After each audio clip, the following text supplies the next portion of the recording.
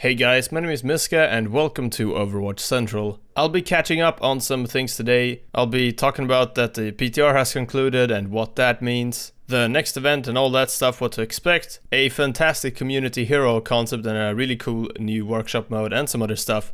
Beginning though, of course, with the update from Blizzard titled regarding last weekend's Hearthstone Grandmasters tournament. This is of course the Blitzchung ban situation, which then sparked a lot of discussion all around the internet, but of course the situation in Hong Kong. Now there is a lot here, and as just a 22-year-old guy from Stockholm making video game videos on the internet, I don't think I'm a great candidate to really dig into this properly. So as my kind of personal comment on this, I still don't really agree with the way that casters and of course Blitzchung were punished for this, even after those punishments were revised and changed. Blitzchung himself actually talked about this on Twitter again and said that he was happy that Blizzard had been in touch with him about all of this, but that the casters shouldn't have been punished the way that they were, and I'm with him there for sure. But I do encourage you to go read this thing from Blizzard, make up your mind about it, what you want to do or what you just feel like. I do not have any problems with anyone commenting on our videos. We don't delete comments or anything like that, go for it, but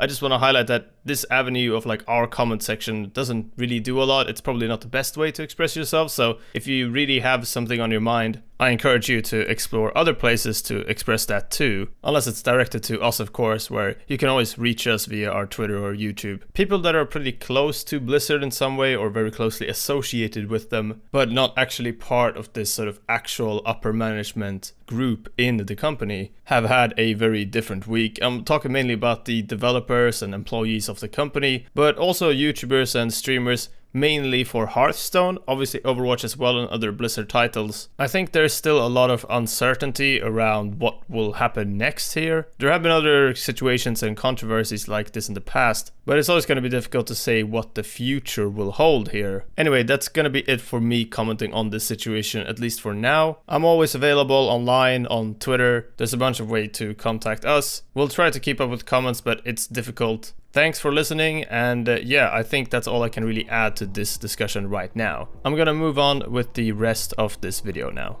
To begin with, we had another bit of communication from Blizzard not too long ago actually regarding Overwatch. Just about 24 hours ago, the 1.41 PTR was concluded, and Romain Dijon, I'm not quite sure if that's how you said this person's name, I'm sorry, posted on the PTR feedback part of the forums saying, "Thanks for helping us test the game. We are now concluding the 1.41 public test." This was of course the patch that Ryan and I were talking about earlier this week, containing all those nerfs to Sigma, along with changes to a range of other characters. I'll link those patch notes in the description in case you want to have a look at that again. Either way, what this means usually when the PTR concludes, it's usually the next patch day where they bring in that PTR patch to the live server. So this would mean that this would go live on Tuesday together with most likely the Halloween event. It also lines up because in an interview a while back regarding the Nintendo Switch release, which is also on the 15th actually, they said that around the release of the Switch there will be some other fun stuff happening. So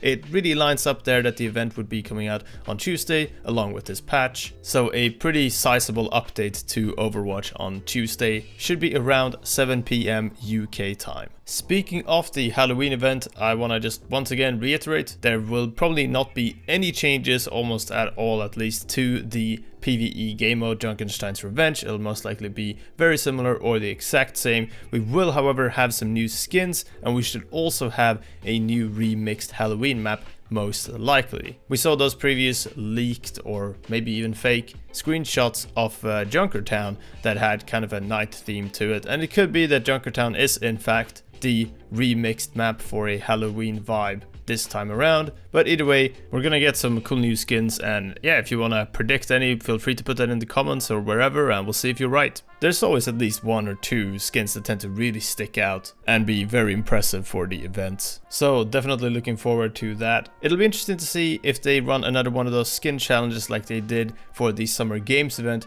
where you have to play or win a certain amount of games every single week to get the skin or reward that is happening at that time. Not sure if people like that or not honestly, but I thought it was kind of an interesting way to at least innovate there a bit. Moving on, there was this absolutely fantastic Junker Queen concept. I saw this on Reddit the other day, and I couldn't really believe that this was the first time that that had been posted there. It's got about 20k views on Chamachine's ArtStation page. Please go check it out. I will link that in the top comment or in the description. The Queen, or Junker Queen, as a hero visualized fully based on the art we've had in game and other things like that.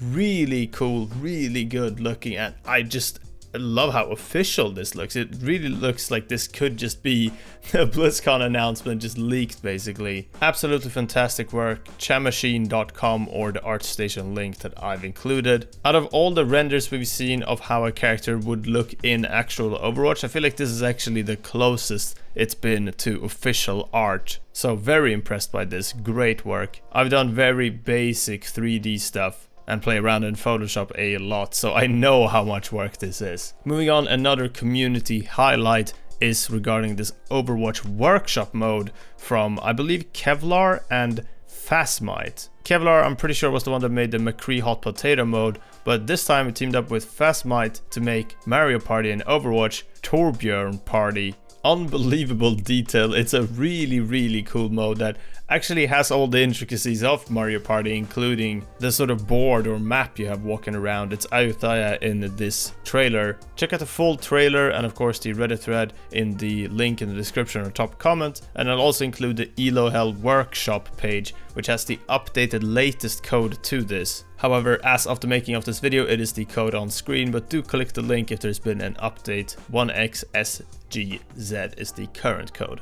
Alright, that's pretty much everything for today's video. Thank you very much for watching. Ryan and I will be at EGX London next week from Thursday, so we'll be there Thursday, Friday and Saturday. If you're going to EGX in London, then make sure to swing by the Owned by HP booth and you can catch us there. Alright, that's all. Thanks again, and we'll see you guys next time. Bye bye.